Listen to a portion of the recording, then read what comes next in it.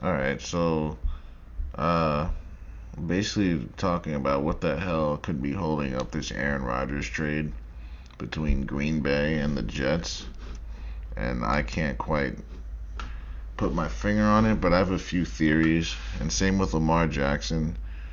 But let's see here if there's any crazy moves I didn't know about. Mike Hughes, decent. Josh Jobs, this was the backup QB from Tennessee. Now he's back in Cleveland, who originally drafted him, I believe. Damian Harris was stolen from New England. Now he will be in Buffalo. That's actually, wow, guys. Hold on. There I say. That is going to actually help Buffalo a lot because they don't have much of a running game. And we know Damian Harris can run the ball north and south. So that could help the team. The only thing is their offensive line. They're not really built for run blocking. They're a pass blocking team, and they're basically head on a swivel waiting for Josh to take off. Basically, that's how they are set up. So I don't know if they're going to be able to adapt and be a run blocking team as well. So it's kind of hard to do when you have a running quarterback. So you kind of play a certain way.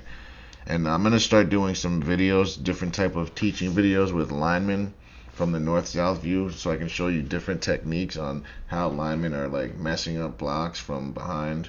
You're going to be able to see hand placement. Like you're going to see guys hitting shoulders where there's no force of contact. So it's like, why are you doing that? You're going to see guys. You basically want to be in a boxing position so you can hit them with the 1-2, grab inside, grab inside. If you see a lineman's hands outside to the side here and there, you know they're doing the wrong thing. You want hands inside so you can punch, hit in here, hit in there, so you can control the guy and move him where you need to be. If you're hitting him here or here, you're not really connecting. You're not going to move the guy. So you got to get in here and move him. Anyway, that's another subject, but we're going to be doing stuff like that. You know, we do everything on this channel. We do a little bit of this, a little bit of that. But other than that, it seems like the Texans are making some moves. They have D'Amico Ryans as their head coach. So you know he's going to get the defense situated. They stole Dalton Schultz from the Cowboys. So they're making some moves. They re-signed their left tackle, so they're going to have him big time deal. So they plan on drafting a quarterback at 2, right? So they have the number, if I'm not mistaken, they have the number 2 pick and the number 13th pick, if I'm not mistaken, something like that. So they can draft quarterback and then draft receiver. Boom. So then offense is done. Then you can work on the O line. Because the defense, they've been signing more free agents. So they can basically go O line defense for draft after the first 2 picks. Because they need another receiver. They just shipped off Brandon Cooks. So they need someone for that. They're probably going to go young. So that's what they're going to do. They're going to go quarterback and have a guy that the quarterback can grow with at receiver. That's usually how you want to do it. They did the same thing with Joe Burrow. They got him Jamar Chase. They played at the same college. Look how that's working. You want to get the receiver, that at least one guy that he can grow with and play with as he's maturing through his process. So that's what coaches are looking to do. Let's see here. What else? Devin Singletary. That's a Bills running back. Yeah, this is the Bills running back starting guy. So they picked him up. So they picked up 2 starting guys. And they already had a running back over there, Foreman, right? Foreman was a bruiser. So now they have a change of pace guy. So, guys, there I say the Texans are going to be much better. Let's see what they do with that first round pick. Hopefully they get a big quarterback. I don't want to see them get Bryce Young because the kid's talented. I just don't know if he's going to stay upright. So that's a challenge. So I'd like to see them get the Ohio State guy, Stroud. He's 6'5", big body, ready to go, strong arm. Can move too, we found out. So in the Senior Bowl game, we found out that he can move. So let's see. Oh, it looks like the Broncos got a defensive end.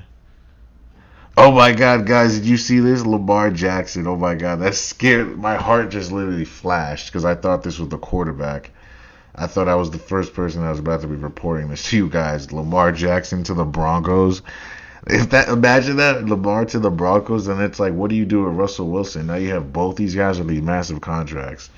Wow, okay, so this is a different Lamar Jackson. All right. That was about to be something crazy.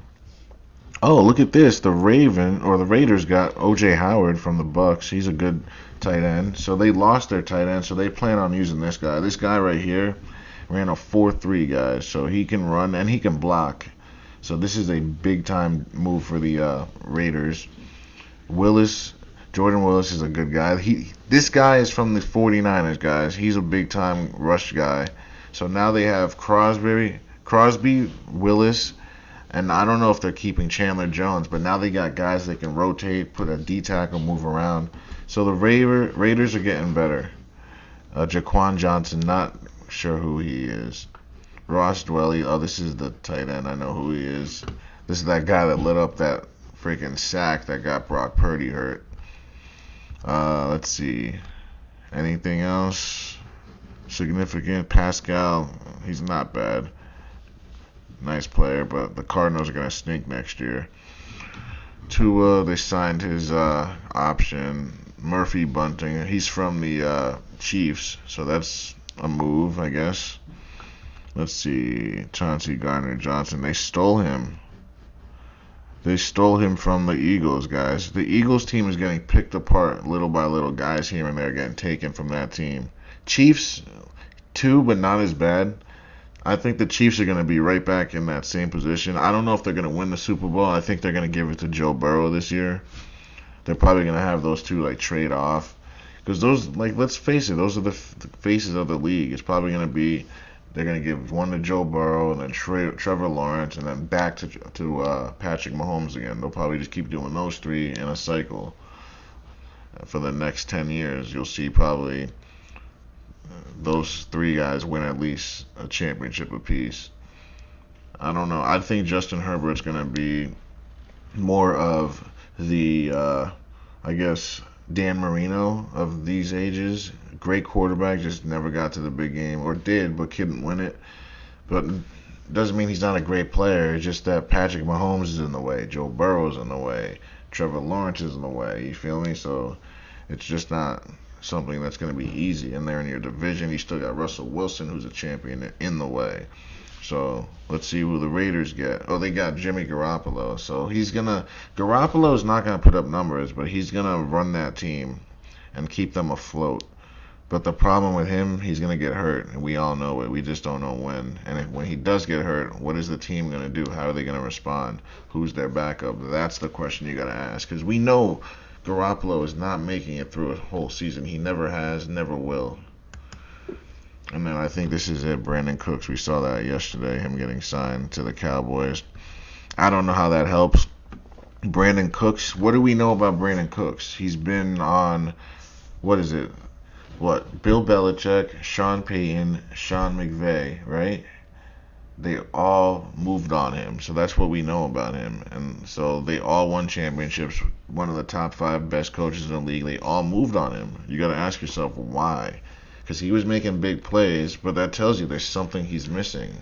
Maybe he's not a worker. Maybe he's just an all-speed, skilled guy who gets hurt a lot. He's got a concussion problem, so there's that. So there's a lot of inside stuff that we don't know. Why is a guy that runs a 4.2 with this kind of playmaking ability just being passed around the league like this?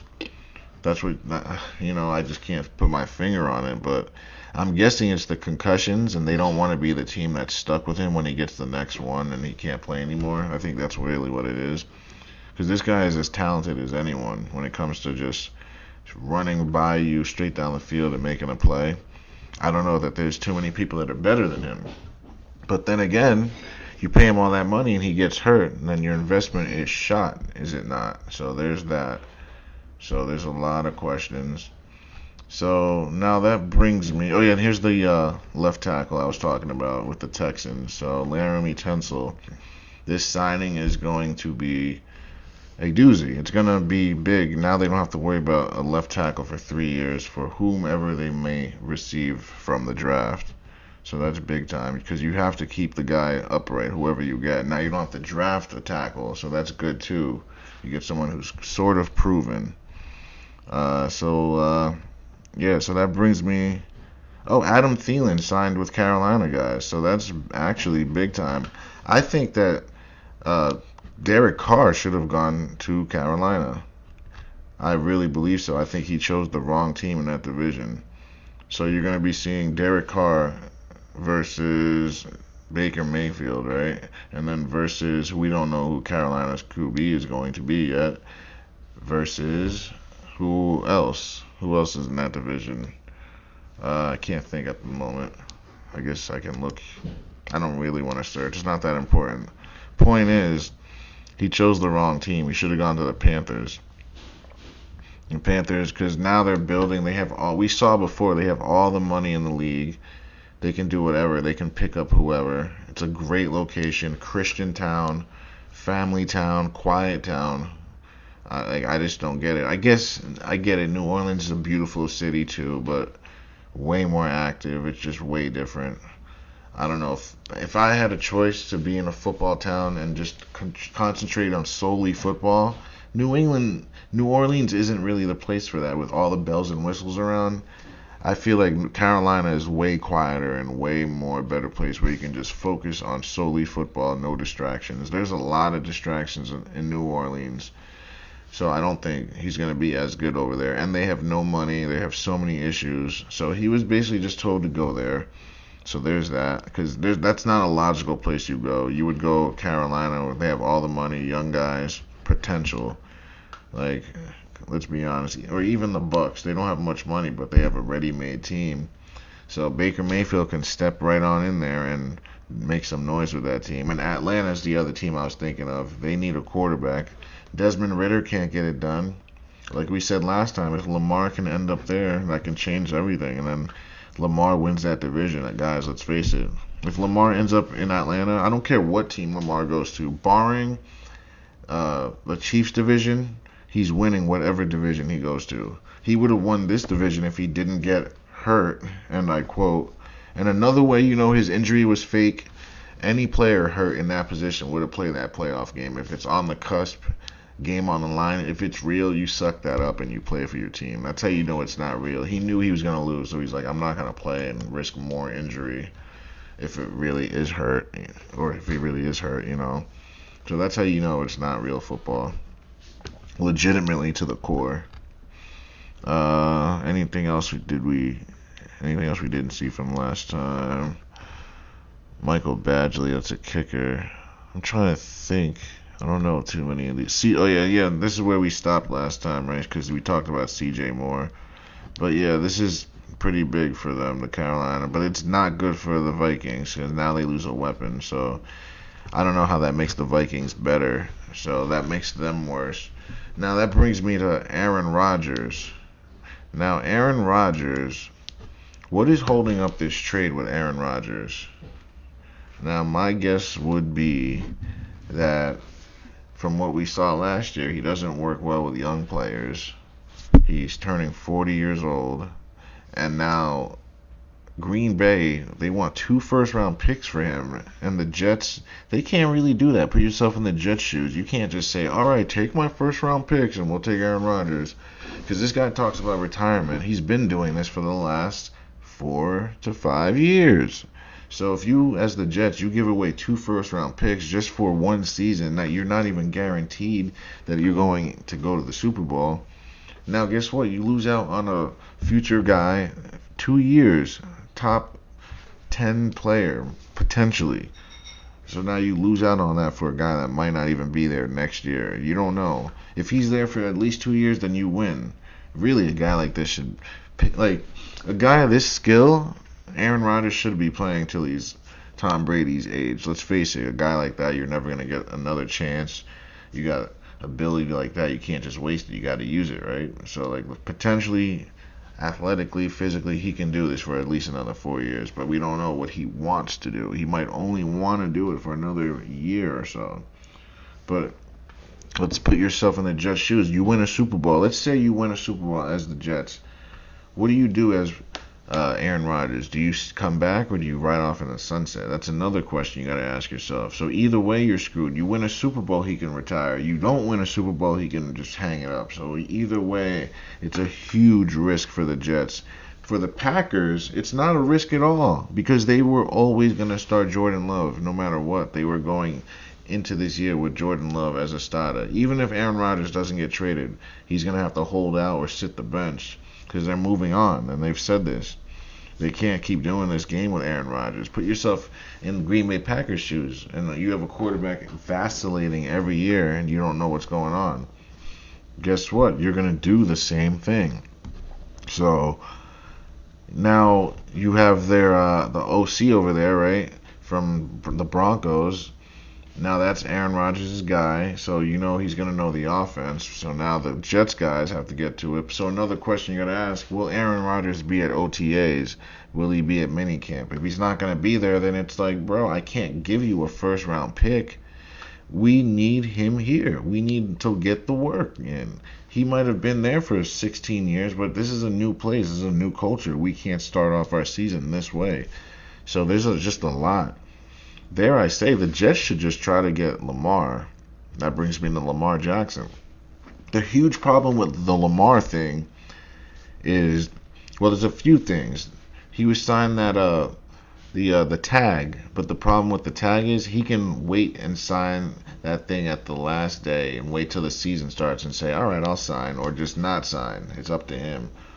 But another thing is a team can offer something, and the Ravens could just sit back and wait for the offer and then counter that offer, and then that team that did all that just wasted their time. So the teams just don't want to waste their time, you know. They don't want to have a guy that's already starting and make this trade and it not go through, and now the quarterback you have now knows this trade happened, and now he doesn't want to be there anymore. Now you have to trade him now because he wants to be gone. So you got to be really careful. So there's a lot of things, a lot of moving parts here. So I just don't know. I don't think Lamar wants to even be there. Let's face it, the Ravens, they really are not doing what he wants. If this were anyone else, if this were Joe Burrow would get that number. You know, so it's just, I understand both sides. It's a risk because he gets hurt, the way he plays. He's already put you in situations because of his injuries, so you're like, I can't give you all this money guaranteed because of this. But then again, Lamar's case, without me, you guys lose. He's got a 73 win percentage, so Lamar is a winner. He hasn't won the big game, but I mean, you put him in the right situation, he ends up, let's say he ends up in New England, or I don't know, I don't want to say the Raiders because we don't know about Josh McDaniels as a coach yet. But I don't know, any of these situations. 49ers, what if the 49ers made a pass at him? You don't think he turns that team into a Super Bowl team right away? Like, any team he can go to, minus the Chiefs because they're not going to do anything for anyone, or the Chargers probably wouldn't either. Well, there's 5 teams that would do nothing. The Chargers, the Chiefs, the Jags, and basically that top 5 list, the Bills, and then I forget who the other guy is, but basically those 5 guys are untouchables. But every other player, every other quarterback is able to be moved. Trust me when I tell you this. Lamar is actually on that list too. Like, he's an unmovable until you're in this situation where do the Ravens have the money for this? Yeah, they do, but then you pay him and then you can't do anything else. They just don't want to be hold to a player, is basically what this is. I don't think he's going to be on the Ravens, though. I think he's going to... I can't put a finger on where it's going to be. I think it's going to be a random team that none of us could even imagine. It's going to make sense, though, in the end. Like, they're going to be fine with him. But I think he's going to end up on a team where no one predicted. Like, it might be one of the teams that were mentioned, but it's going to be, like, we're not going to expect it, you know?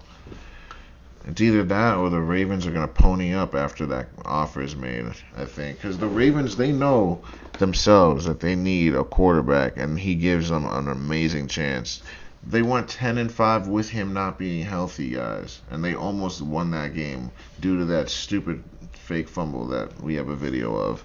But the point is, the Ravens know they need him. So they need Lamar more than Lamar needs the Ravens. Lamar can go elsewhere. So Lamar, he knows they need him. Go ahead, good luck. Go play with Huntley then if you don't want to pay me. That's all he has to say. And we know what Huntley is. We know what he is capable of and not capable of. So, like, Like the Ravens acting like that they can play cat and mouse. It's gonna blow up in their face. It really is. Let's see here. And also with Lamar, I would want to leave too because they don't get him a lot of weapons. How long has he been there? And he has name one big name receiver that the Ravens have gotten in the last 5 years since he's been there. Like anyone, name me one. You can't name me one because it's not applicable. They don't get him anyone. The best receiver he has gotten in his whole entire tenure, I'll give you a couple names. He got a washed up Des Bryant, a washed up Deshaun Jackson, and I think a washed up Anquan Bolden, if I'm not mistaken. That might actually be a few years earlier. But there was another washed up good receiver that they picked up. But the point is they don't get him dynamic players. They get him Duvernays. And with Duvernays, he's still a top 10 quarterback while hurt. So if the Ravens aren't going to respect this man, he's going to find himself in a better situation with more weapons, making the Ravens wish that they pulled the trigger. And imagine he ends up on the Steelers. The Steelers are a better situation for Lamar. Lamar on the Steelers with Kenny Pickett and that whole squad, Najee. Lamar on the Steelers, that's a championship team, guys. So the Ravens better hope that he doesn't end up somewhere there. Because the Steelers, man, they're a team that will pull the trigger if it makes sense. Like, they're not known for, like, jumping out of windows for players, but for a quarterback that can put him on the map. Because Kenny Pickett, we don't know about him. He's not ever going to be a top 5 guy. That's never going to be Kenny Pickett. But he's going to be a guy you can win games with and sneak into the playoff. But you can't win the big game with Kenny Pickett. I mean, you probably can if you build a team around him that is just. They have to be really good, though. You got to have pass rushers, a great defense, keep them off the field, a great run game, great linemen, and great receivers, tight ends. If everything is great for Pickett, he can win the big game. But Lamar, we've already seen, he doesn't need everything to be great, and he can win you a lot of games. But in the playoffs, obviously it gets different. It's rigged and scripted football, so we don't know how that's going to go. We can't call playoff games. Like, let's face it, none of us can. It's one of those things that's spur of the moment. Things change throughout the game, so it's not like a regular season where the script rides out. So let's face it. Other than that, with Aaron Rodgers, though, he's not a proven go-getter too. Like the Jets, they can't guarantee that if they grab him and send those picks over, we're winning the Super Bowl. They can't guarantee that, but they can guarantee that they'll be better than last year, I guess. But what does that mean? Does that mean one game better? Does that mean 2 games better and still miss the playoffs? You know what I mean? So it's too much of a risk. As the Jets, you can give up a second and a third, I would say, at most. Because as the Jets, you say to them, fine, you don't make this trade, you're stuck with them. No one else wants them, right? They'll be stuck with him. Then they got to pay the $40 million. So the Packers have to get rid of Aaron Rodgers. Like, they need to stop acting like they have the leverage here. As the Jets, you just have to hang back and wait. He's already said he wants to leave. So as the Jets, I would not give up any first rounders. I don't give a damn because you need that player to help your team. And Aaron Rodgers should understand that. Like, this is an ego thing for Rodgers. If he gets traded away for a third or a second, that's gonna make him feel a certain way because he still thinks he's that 26-year-old superstar. But he's 40 now. He's turning 40. You're not that guy anymore. That's not you. So at some point, you got to come bring your feet down to the down to the grass, come down to earth, and realize that's not you anymore. You got to take what you can get and move on with your life. You're in a different stage of your life as a player. And he needs to understand that.